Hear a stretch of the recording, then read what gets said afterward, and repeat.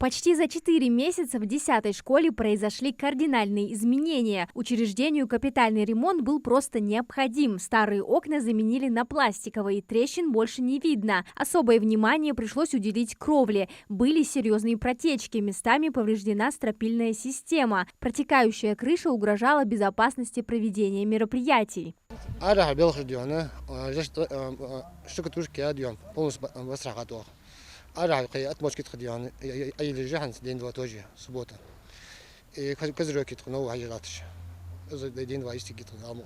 Школа была построена в 2005 году. За 20 лет это первая масштабная реконструкция. На каждом из этажей по несколько рабочих бригад по разным направлениям, состоящих из 45 человек, трудятся над устранением всех неполадок. Маляры здесь продолжают шпаклевать стены, которые до этого пришлось хорошо выровнять. Сантехнику полностью меняют на всех 3 этажах.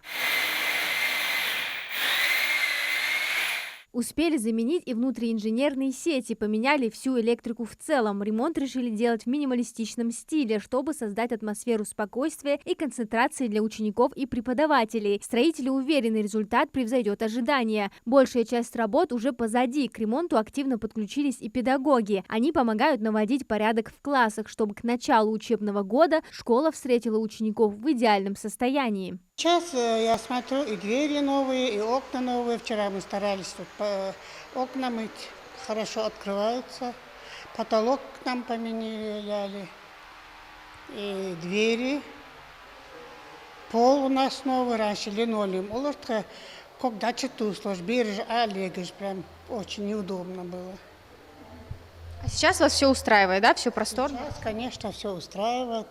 Строители постарались. В школе обучаются порядка 600 детей. Образовательный процесс осложнялся из-за бесконечных проблем. Пока шли работы, ученики временно занимались в другой школе. 4-ю четверть мы занимались в государственном бюджетном образовательном учреждении номер 19. Это вот по Южной 4, здесь же на Сыркорте. Очень хорошо нас встретили. Все помещения, абсолютно все, в общем, было на высшем уровне. Большое спасибо им за это. Заменена также и отопительная система, вентиляция. Приводится в порядок пожарная сигнализация. Обновят и классную мебель вместе с компьютерной техникой. Капитальный ремонт в 10-й школе проводят в рамках реализации госпрограммы развития образования. Объект будет сдан до 25 августа. Это значит, что ребята смогут встретить новый учебный год в родной, но уже в обновленной школе. Амина Зязикова, Султан Могушков, Магаз 24.